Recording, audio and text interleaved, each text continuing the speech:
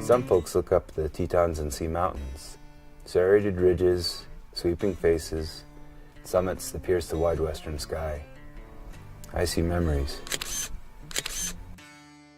When I look at Tiwanaut, I can close my eyes and remember the walls of a couloir closing above me and an ocean of clouds breaking free at my heels. I look at prospectors and see a line that pinches down to a bottleneck, with nothing but abyss below. When I look at the Grand, I see the trough that guards the outer body, and I remember the exhilaration I felt as I watched my partner slide into it for the first time. My name's Christian Beckwith. I moved to Jackson 20 years ago, and I've climbed and skied here ever since. In that time, I've begun to learn the Tetons, to internalize the details that make up the gendarmes and glaciers and walls. After years of wandering among them, skiing in the Tetons is more than just skiing to me. It's familiar, it's intimate, it's where I feel at home. Most skiers live for powder. I live for adventure, for drawing in those lines that remain, to me, unknown. I love riding powder as much as the next skier, but for me, skiing begins where the climbing leads off, and it's the big routes I dream about most.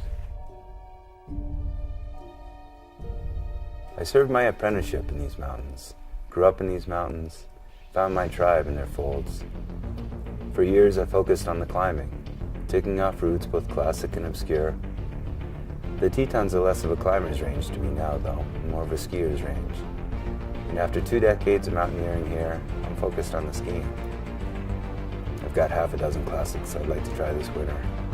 Owen's Northeast Snowfields, the Spooky Face on Nez the Northeast Ridge at Mount Moran, and then there are the News, and Tiwanaut, Buck, Unknown.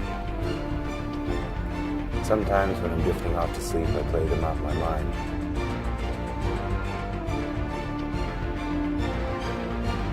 The long, slow climb to the top, the initial drop in, managing the slough, the cliff at the bottom that keeps them unskied. But it's not just the objective hazards I'm concerned about. It's gravity. It's starting to catch up to me. I'm 44 now, the father of a 2-year-old, trying to get a business off the ground. My training, 1 hour a day if I'm lucky, 1 day a week in the mountains at most. I want to go big this winter.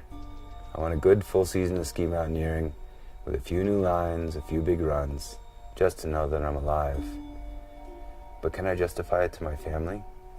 And can I justify it to myself?